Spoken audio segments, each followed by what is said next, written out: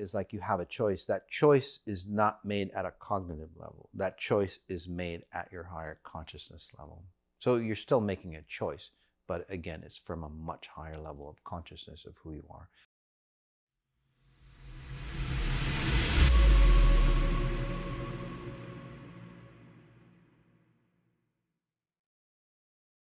Welcome to my podcast, Exponential Intelligence. Today, I'm going to be answering random questions, right? So kind of like a Moss Answers. And these are questions called from, the questions that are written in some form. One of the questions is that in my first near-death experience, who was the voice talking to me? And when I first thought of that question, it's like, well, who's that person, or who's that identity, or who's that spirit? But then the XI version, again, it's a little more complicated, or it needs to be more well defined. So when I heard that question, it's like, well, who is that voice? Because I've always wondered that as well. And now I come to a level of understanding of what that voice is, or who that voice is. And in the past, I actually asked about, well, who is that voice, and I could never get a clear answer. And over time, I've learned to understand why I don't get a clear answer, because it goes beyond my level of intelligence at the time for me to get a clear answer. Okay.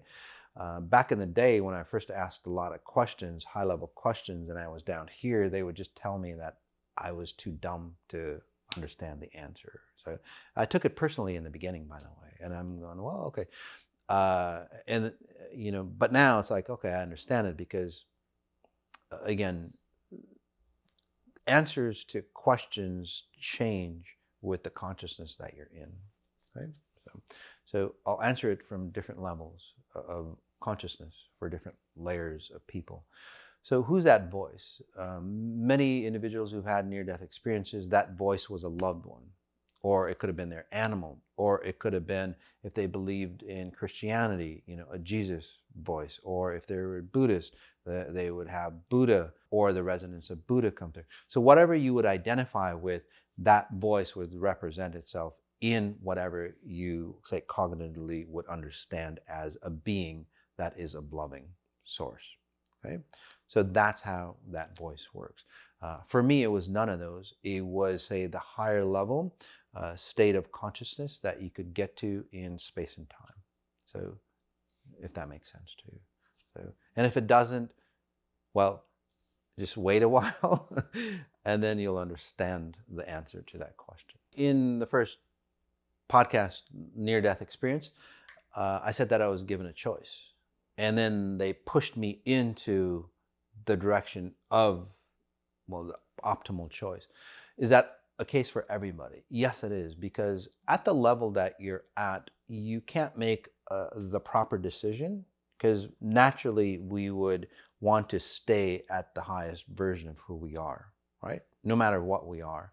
Biologically, again, it's conditioned in our cellular structure. So we would always want to stay at the higher level. So our natural choice to go would be like, no, I don't want to go back down there, especially if you have issues and life has been hard for you. You don't want to go back, right? You don't want to go back. So you're going to it's like, I'd rather stay here. So that choice, is it somebody else outside of you? Most likely it might be, like I talked about earlier, who's that voice? But most likely you're part of that. Your higher self, or your higher version, is part of that voice that talks back to you, okay? So it's a rendition of a higher version of who you are. And as you go higher, you would have groups. So it's a rendition of all the people within your group. So at the level that I'm at, there would be, say, billions of, say, beings that would be connected to me, rendering or speaking as one voice. So at that level, even back then, it's like you have a choice. That choice is not made at a cognitive level. That choice is made at your higher consciousness level. So you're still making a choice, but again, it's from a much higher level of consciousness of who you are, rather than the base state consciousness that you exist in. So the question is, do I have to go through, say, levels of pain or series of pain or tragedy to awaken or to get to where I got? In-depth explanation of that is, whenever you're a pioneer of something, that pioneer no matter what it is. Say you're on the East Coast, and then you trek out to the West, like they did in California. Well, those pioneers experienced a lot of pain because they had to they had to set up the system, they had to set up the infrastructure, they had to figure out how things worked and all that, right? So that process is in every plateau or every step that we rise above. In this scenario, it's not, say, a piece of land, a new piece of territory that we're coming into. It is a new level of consciousness that we're coming into. And this level of consciousness that exponential intelligence, say, brings you into, well, it's uncharted territory for many. Right? So, and that's why as you go through the process, people go, well, Moss, I kind of feel alone. I don't associate with people and so on like that, because, well, there's not a lot of us that resonate at that frequency. But the cool thing is that there's more and more awakening, and then, we'll have like a solid, say, population, and it's getting bigger and bigger by the day. So back to your question, do I have to, say, experience pain? Well, back in the day, a lot of people would experience what I would call, say, detox effects, or intensity of pain to change, okay? And over time, not only has, say, the detox effect shrunk down, but it's gotten more expedient, I would call it. So the time has shrunk, and it's gotten more efficient, because there's more and more people have walked that step, or have, say, created that path. Just like anything, right? That path at first, it's very rough, right? And then over time, people walk through that path, and it becomes more, say, applicable or easier to transcend. And we don't make the same mistake. So with every generation, or with every group of people that go after the first group, it gets easier and easier and easier, right? So for me, for example, I went through, well, to the level to that I've gotten, you go through, say, a lot of distortion, and if you want to call it pain, you can. But pain is an awakening experience. Pain in the human consciousness allows us to see things very, very quickly, just like that, if you could imagine. Joy and love and all that is not so fast at, say, awakening you. So to awaken, you would probably experience pain. But as you go to a higher, say, level of consciousness, the pain goes into, say, bliss and bliss states, and that's where real spiritual experiences come through. So to put it in another perspective, you'll feel the pain, okay? And this is what exponential intelligence isn't. And I just want to say that this is what exponential intelligence is not about, okay? So you'll experience the pain, and that pain, or what I call detox, is literally the distortions of who you're not leaving you. So the more attached you are to your self-image, your identity, especially if you're fearful or controlled or controlling, the more painful it is to tear away your old identity, right? If you can imagine like a tumor that's in you, it's infested in you, okay? The bigger the tumor, the higher the pain value for you as you remove it. So it's simply as that. But again, that's not XI. That's not where XI begins. XI begins is where you're a complete being, okay? And again, just to give you an analogy, you've never worked out, you've never taken care of yourself, you don't have success beliefs or mechanisms in place, you've never tried that, and now you want to run, a 10K run, right? Well, to get you from point A, again, no success mechanisms, you haven't dieted, you haven't exercised, you haven't done anything. To get you to point A, to get you to run, a decent, say, 10K, well, that's a lot of change in a very short time, okay? And that might sound like really extreme, but most people, when they come into XI, and even the successful ones, even those who have made a lot of money, or who are really spiritual or religious, they come with a lot of baggage, right? They didn't know how to operate life, so they come with a lot of baggage, and a lot of their identities are stuck with it, right? So it causes a lot of pain to remove all that stuff. Some people who are ready to let go, it's like, shit, I know I've got this baggage, I just need to let it go. I just haven't figured out how. I've gone to all these seminars, but it's still, burdening me. Those individuals, they go through the experience of pain, and it's like a Band-Aid that just gets peeled off really quick. And it's like, wow, that was painful, but it's over with, and I'm good to go.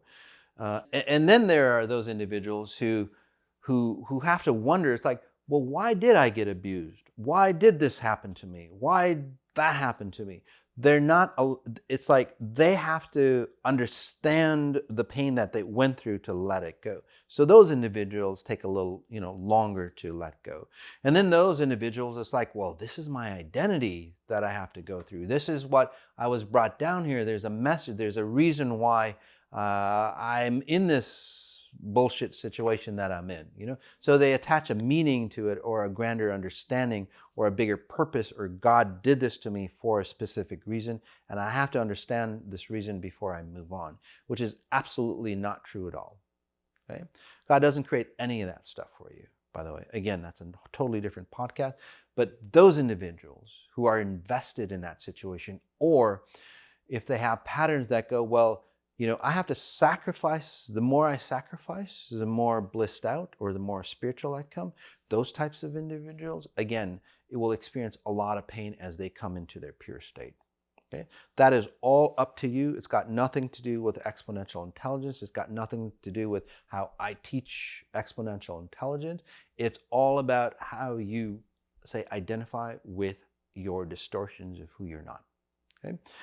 Exponential intelligence starts when you're, ready to go. You're a complete being. You're that, seasoned athlete. You're that professional. You're that mastermind. Not in, anything specific in the physical world, but your identity, or how you, render, or your self-image of who you are here. Okay? So you're more integrated with yourself. That's where XI begins. And at that level, it's just, moments of grandness, moments of, wow, those are the possibilities. Those are the probabilities that I can, experience.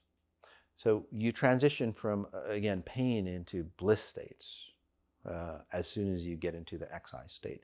There is still going to be, pain or distortions as you go through the process. But again, the process is about you, again, layer after layer, as you transcend consciousness, of releasing the distortions that you're not. So that's where the more you can let go in the beginning, the less, pain that you have.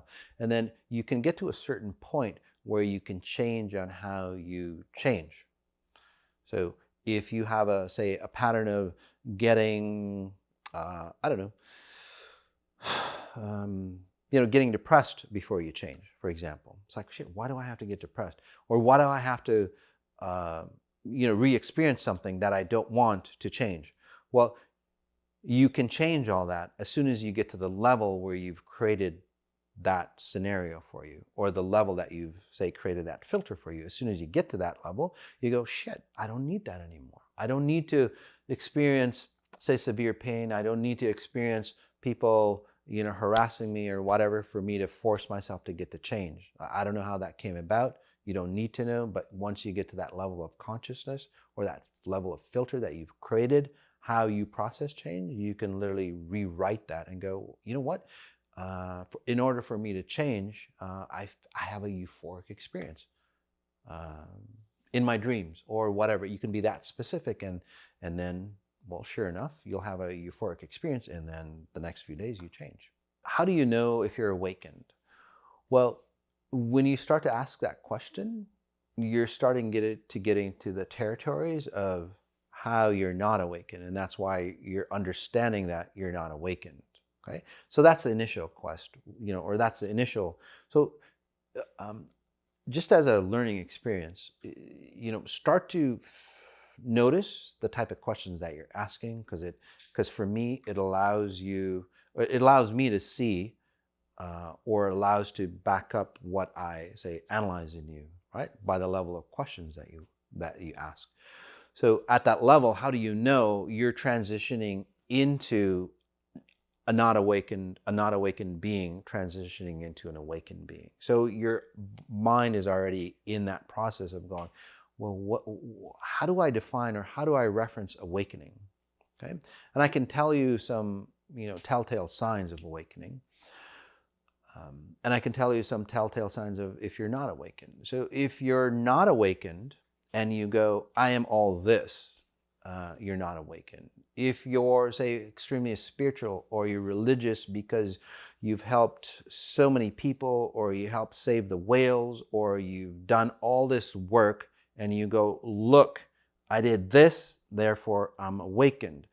Look, I did this meditation class and everybody says that if you do yoga or whatever, and I'm not cutting yoga down, but that's just an example, I'm awakened. Or if you're wearing a certain color shirt, I'm awakened. And that sounds silly, but people actually acknowledge that, right? It's like, hey, if you're wearing a certain type of hat that denotes a certain religion, or a certain color that denotes a certain religion, I'm awakened, right? So it sounds silly, but if you put it in that reference point, people actually think that they are.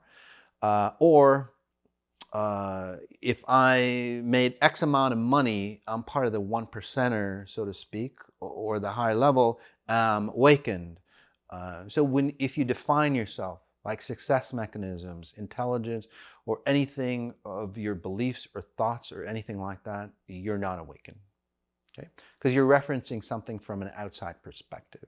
Okay? If your life sucks, you're not awakened. If you're bored, you're not awakened. If you're,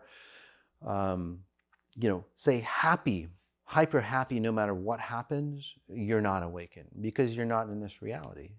And you go, well, how can that be? Well, you've seen people who are just, say, happy all the time, although all this shit happens to them, and they're just like, happy, I'm just happy. Well, basically, you're not in that reality. Right? So you're basically numb to the crap that's happening to you. That's why you're just happy. Hey, my arm just got cut off. I'm happy. That doesn't work out, right? You're just, you're in a bliss state.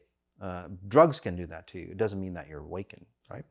So when you start to understand or define awakening from, say, that sense of logic, and from an XI perspective, awakening is how your time-bound self is entangled with your timeless self.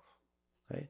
Most people, unfortunately, are separated from their timeless self. They're connected, but there's a cord. There's a knowing that there's something grander, but again, it's not entangled at all. It's literally like separated. And when I analyze you, there's a sense of separation. So obviously, those people, you're always awakened. If you weren't, you wouldn't have consciousness to ask that, or you wouldn't have consciousness to exist in this reality. Right? So again, there's always a connection, but how strong is that connection? Kind of like your Wi-Fi, right? You can do a speed test on it. You could do, say, an awakening test on it, right? Some resonate at maybe 2 megabits per second. That's like somebody out here, and then as you get closer and closer to the source of that Wi-Fi, right, your internet speed increases. It's the same thing here.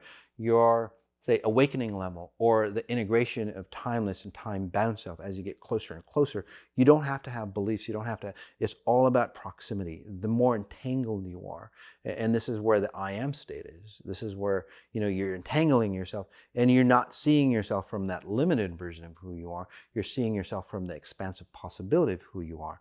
And at that level, you really don't care about, although you do, you really don't care about, say, finances or health or relationships and all that stuff that, people worry about. If I made billions of dollars, I'll be awakened. That's bullshit. If I had practiced this Buddhist mechanism, whatever it is, I'll be awakened. That's bullshit too. And I'm not knocking any of those aspects down, but those are, again, outside reference points of your awakening. Okay. So an awakening state is literally how entangled you are with your timeless, time-bound self. Okay? The more integrated you are, the less proximity or the less space that they literally take, the more complete you are, and you're operating from, say, your higher version. And again, some of the side effects is, well, you just are. Wealth or health or any of those things that you need simply, say, materialize. I'm not saying it's not work, but you enjoy the work that you do. Right? You never sacrifice anything that you do. You never have to sacrifice, say, yourself to get something else. Those are all, say, awakened states of consciousness.